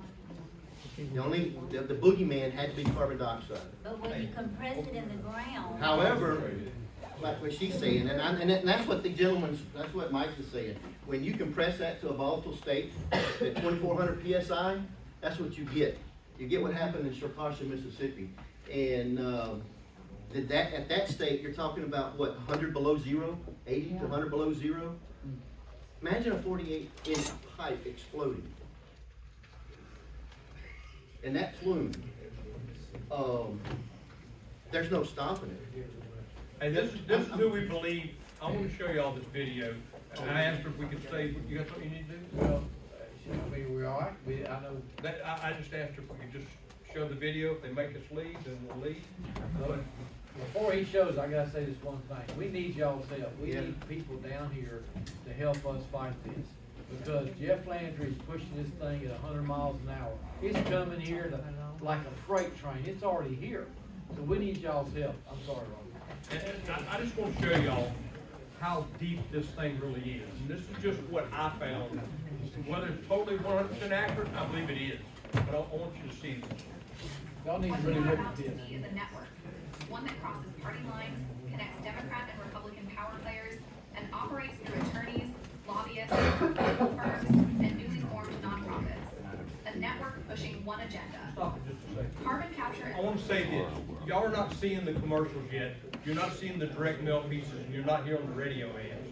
When they start to move in here, and you put up a resistance, all Lake Charles, all up through Alexander, Refuge Parish, Vernon Parish, we're all getting direct mail pieces how Trump is for this. We're getting commercials. It's Trump pushing for this. So they're just pumping millions of dollars in advertisements to sell it. So I just want to say that. But he has made it clear that it's a scam. Let's prove it, he's not. Administration across Louisiana. This agenda did not originate from the people of Louisiana. It did not originate from Donald Trump. It originated from a tight circle of political insiders. And today, we map that network completely. Our investigation begins in Washington, D.C., inside one of the most influential energy and environmental law firms in the country, Van Ness Feldman. Here, two key Louisiana figures converge.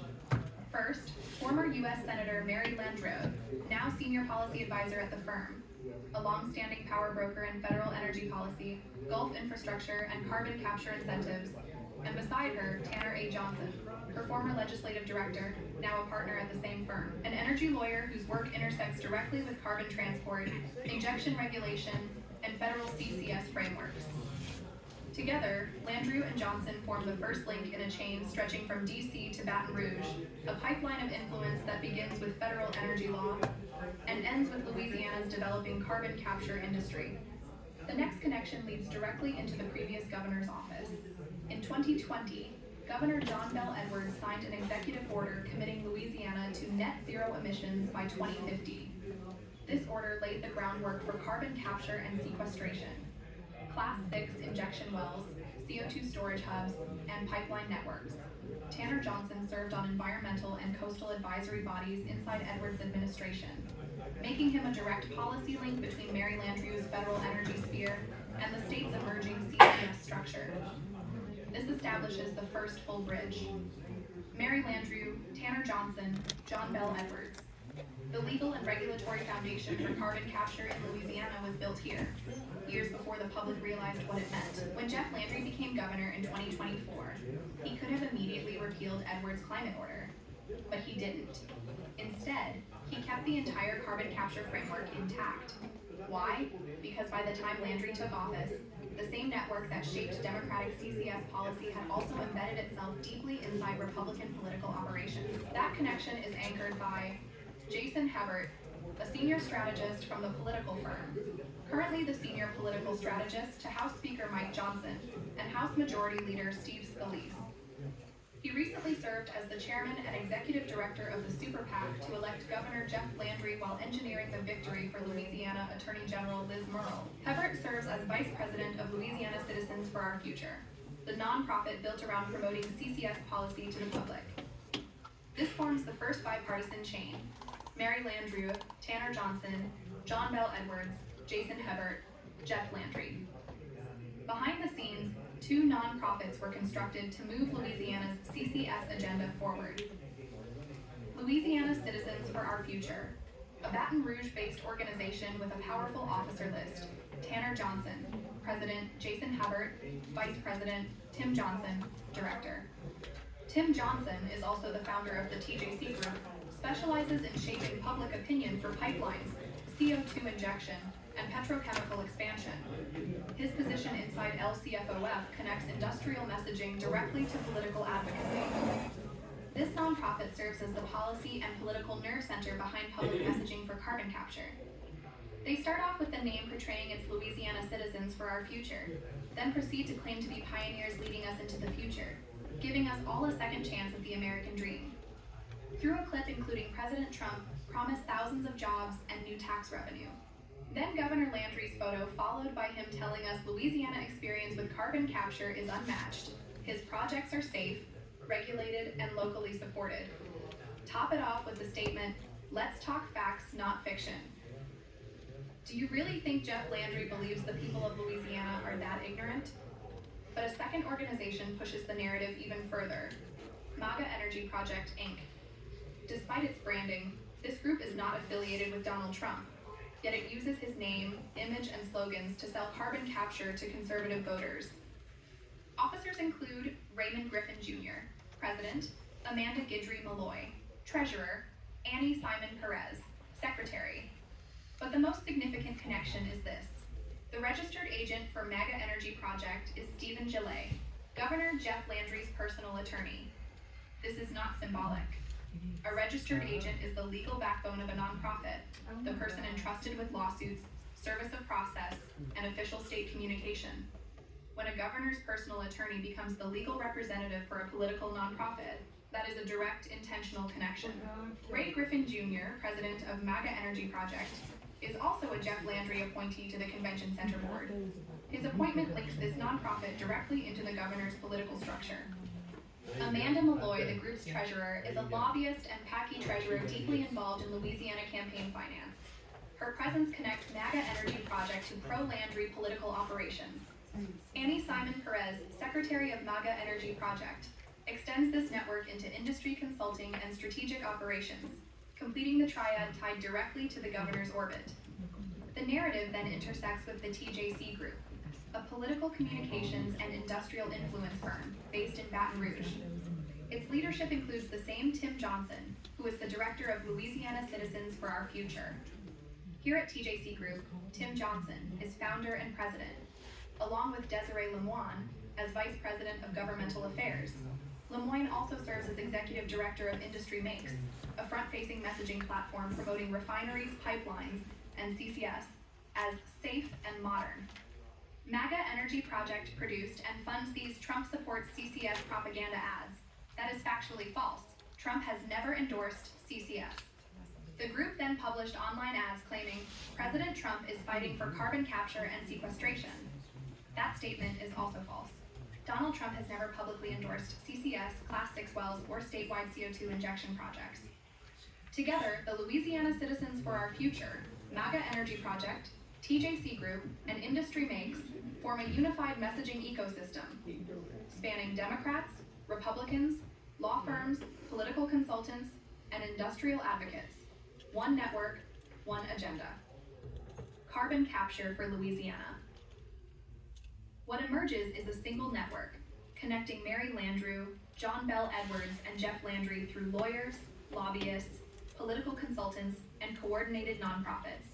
A bipartisan machine pushing carbon capture across Louisiana. All connected through political firms, nonprofits, energy law, lobbying, and statewide messaging campaigns. This is one network. Not left, not right, a bipartisan pipeline of influence pushing carbon capture and sequestration across Louisiana. A pipeline most Louisiana landowners never voted for, and one whose impacts will remain underground, literally, yet felt for generations. This network believes Louisiana is the perfect place to bury the nation's carbon waste. The policies were built under Democrats. The messaging is driven by Republicans. The money comes from industry, and the target is your land, your aquifers, and your communities. This is the full picture. This is the network. This is what they never wanted the public to map out. That was an excellent producer that made it. Y'all said y'all wanted help. I've never done that before in my life, like real quick. Y'all said y'all wanted help. How can we help y'all? Let me tell you how you Y'all can have help. your hearing yet? I want to tell you how y'all think you can help. I think you have to have your own meeting. If you're concerned about this and you don't want it, you establish your own group. You know, you can become part of Saved by Louisiana. Number one, we probably raised 100,000 maybe. It's probably going to take $1 million to fight him. We're fighting industry. People give 20 Did you bucks. have your hearing yet? What's that? I just went to the Lake Martha thing. It was DNR and the Army Corps of Engineers, and there were 300 people there, including senators and representatives who are against it. Have y'all had the hearing yet? Y'all permitting hearing? No. So you'd have to talk on that mic. Well, the only Class 6 permit in Louisiana is in Cameron. We have Cameron Parish, our police jury here tonight. We've been working together on this since several years back, but they have, a lot of them are fast-tracked now from the governor's moratorium. There's 5 or 6 sites that he fast-tracked for the Class 6 permits. Lake Marpole, you know, we've been fighting that for 2 or 3 years now. I mean, it's been an ongoing battle. But there's 5 sites, one of them's in Opelousas, there's several over here on this side of the state. And there's one by us in Vernon Parish. Well, normally, whoever has oversight, they have a public hearing. Yes, sir. So I was just wondering where y'all were in that Well, the process. problem with that, the public hearing is LDNR, Baton Rouge. EPA gave them primacy. Yeah, that's gonna go. As long as they meet those permit requirements, they're gonna try to issue a permit. But Boo mentioned that earlier, we're dealing with that. Our aquifer, the Chico aquifer, is a federally protected aquifer. It's what's called a sole source aquifer. They can't do what they do. They think they can, but legally they can't. I dealt with NEPA for 40 years, and they're gonna get schooled. And they, you know, that's the problem with Baton Rouge, is they're smarter than us, right? Yeah, but they're really not. So it's gonna be a dogfight, I can promise. Yes, sir. I got a quick remark. Very good presentation by all y'all, but y'all all saying a word that's not correct. All of y'all said it. Y'all used the word storage. Now, we all know, I don't know if y'all thought about this, but these guys are not storing nothing. The storage word, either you go into a brine well or a tank and you pull it out. That's storage. Why do all y'all say storage and it's not storage? They are injecting a liquid or a gas into the ground, and we all know this is gonna take the path of least resistance. And these guys are not gonna jump up and say, wait a minute, a project's going too far to the north or going too deep, or why don't y'all bring that up? Well, the problem is, a lot of people don't really know what you know, so we use the word storage. When we get too deep into sequestration. That's the wrong word, sir. I know that, but we lose a lot of people. No, you won't. People are smarter than you think. Don't use the word storage. It's not storage. It's injecting. It's gonna take the path of least resistance. And these people are not gonna say, oh, let's stop injecting. You're going too far here. So why don't y'all bring that up? We don't wanna see all these politicians right there. We wanna know the real deal. Yeah, well, I had that in my It's presentation. I covered that. It's in my injecting, not presentation. storage. I said it could go for 10 miles. I mean, I made that comment. You did. I And- want to and- tell you that. and- Yeah, And good. also the Slepner site, it's moving 3 times faster now than they predicted. But don't you agree storage should not even be talked about? Storage is I a do. tank. I You do pump it agree with in, you pump it out. I see exactly That's where you're coming y'all should from. take storage Yeah. all out. You've And been you and I through agree. also, right? You've been on it. Yes, permanent burial. Right, so, thank you. Thank y'all. Appreciate it, guys.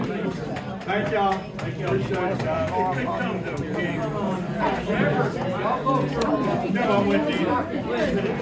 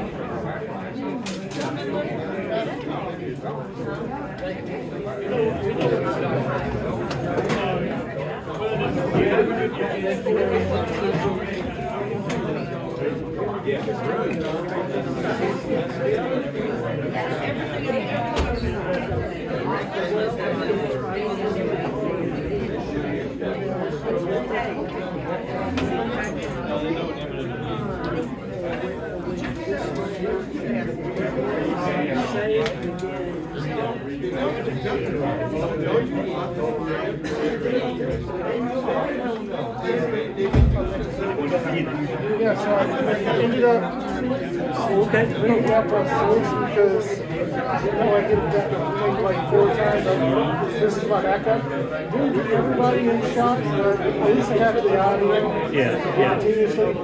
So I'll post that on my Facebook. I saw your last one. That was actually probably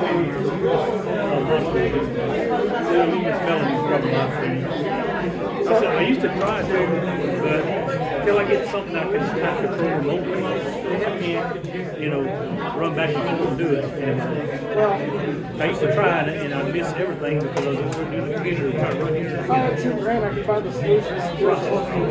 That's why I hadn't done it yet either. It costs, you know. So until then, it's all. Yeah, but no, I appreciate it. We'll,